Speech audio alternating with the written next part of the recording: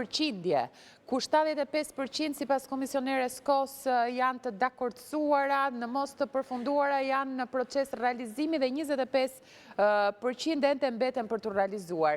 Si është kjo përqindje, kënaqshme? Mendoj që për të paktën për Shqipërinë, Shqipëria ka realizuar në mënyrë të mjaftueshme kriteret e duhura, por duhet të thënë që ka shumë punë përpara. Ka një pjesë të mirë të detyrave që do duhet realizuar dhe nëse do t'i qëndrojmë atij objektivi të 2027-s, i cili është ambicioz, do të thotë që duhet një punë shumë intensive, sidomos në grup kapitujt e ardhshëm që do hapen, po dhe këto të fundit që janë hapur, tregojnë që duhet një punë shumë e madhe nga institucionet shqiptare dhe shoqëria janë përfshirë, përveç institucionet duhet dhe biznesi të jetë shumë aktiv, shumë i përfshirë, se ndryshe kthehet në një proces me kosto të larta për gjithë shoqërinë. Pra mendoj që ecuria ka qenë pozitive, por puna e bërë është më e madhe se puna që kemi bërë deri më sot. E kuptoj. Duat përmendim pak tani si pjesë të lajmeve të fundit dhe informacioneve jashtë quajtura përplasje në rrjetin X mes kryeministrit Rama dhe liderit britanik të ekstremit të djathtë Farage. Si e keni parë këtë përplasje virtuale, nëse mund ta quajmë kështu? Po, në fakt është e rëndësishme për arsyeën që diskutohet për imazhin e Shqipërisë dhe shqiptarëve, pavarësisht se diskutimi nis nga partitë ekstremit djathtë, por po të shohim në gjithë Europën ato janë fuqizuar së fundmi. Pra është një perceptim i cili bën dëm Shqipërisë dhe duhet adresuar. Qoftë edhe nëpërmjet formave të tilla, pra nëpërmjet rrjeteve sociale, duke angazhuar në debat apo duke i tërhequr në debat liderat evropian. Mendoj që sjell zhvillim pozitiv në momentin që ka një debat të mbështetur dhe në shifra dhe në fakte, kur përfshihen dhe aktorë tjerë cilët janë mbështetës të Shqipërisë apo procesit të zgjerimit në vetvete, sepse pavarësisht se Britania e Madhe nuk është vend antar, por sigurisht që ka ndikim dhe marrëdhëniet me këtë vend kanë ndikim. Aq më tepër që e djathta apo ato forcat anti-zgjerim, anti-Europë, kanë dhe një konsensus midis tyre, po themi për këto fusha dhe bashkëpunojnë, qoftë edhe brenda Parlamentit Evropian, megjithëse janë kundra Bashkimit Evropian, janë të përfaqësuara në këtë institucion evropian.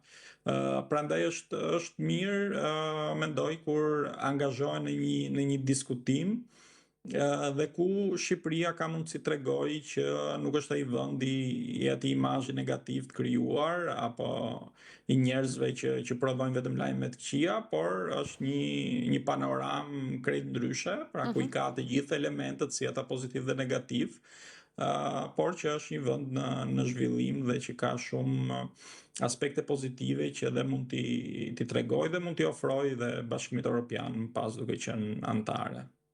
Por gjithsesi nëse mund të flasim për këtë dialog apo për këtë gjuhë që merr vëmendje tjetër apo jo, sepse merr një vëmendje më zgjeruar, madje edhe kur ftohet për të caktuar një datë të takimit mes tyre, ajo foto me inteligjencën artificiale që kemi parë, Rama i është shprehur se shpreson se me gjithë zemër që vizita jote e ardhshme në Shqipëri të frymëzoj të luftosh për ide jo kundër njerëzve në frymën e traditës madhe liberale britanike. Dhe pjesa e numrit të qenit gabim apo jo me shifrat e emigrantëve. Sa intensive ka qenë kjo gjuhë mes të dyja palëve, nëse flasim në rrafsh ndërkombëtar? Po mendoj nëse vërtet do të pasojmë një vizitë do ishte shumë pozitive, sepse vendosja e kontakteve personale gjithmonë ndikon në këtë proces. Ne kemi parë dhe jo vetëm nga deklarata të personave në nivel personal, por edhe të zyrtarëve të lartë, cilët gjithmonë janë surprizuar pozitivisht kur kanë ardhur në Shqipëri. Për arsye të ndryshme që nga njerëzit, që nga koha, që nga gjeografia, pra për shumë element ndryshëm dhe nëse arrin ti afrojmë dhe këta element kritik të vinë Shqipëri të shohin nga afër, mendoj se do vetëm pasojë pozitive mund sjelli. Pastaj nëse ngelet vetëm një debat batutash në Twitter, kjo pastaj është çike vështirë për tu kuantifikuar se sjell imazh më të mirë apo më të keq. Kjo varet pastaj shpeshherë debati në rrjetet sociale është i pakontrollueshëm, është e pamundur që të bësh parashikime. Do të prekim pak pjesën e marrëdhënieve me Britaninë e Madhe. Si janë ato në këndvështrimin tuaj, zotë Gjipali? Mendoj që janë shtetë pozitive dhe ka pas dhe zhvillime pozitive vitet e fundit dhe fakti që kishim vizitën e kryeministrit të Britanisë Madhe ishte shumë e rëndësishme për Shqipërinë. Po ashtu marrëdhëniet në nivel bashkëpunimi, çështjet sigurisë, të migracionit, po ashtu kanë qenë dhe janë zhvilluar në vitet e fundit. Prandaj mendoj që është në një pikë shumë të lartë, në mos nga më të larta të thosha, niveli i marrëdhënieve. Gjithmonë duket patur parasysh që Britania e Madhe u largua nga Bashkimi Evropian, pra në një farë mënyrë u distancua dhe nga problemet e Europës e kontinentit.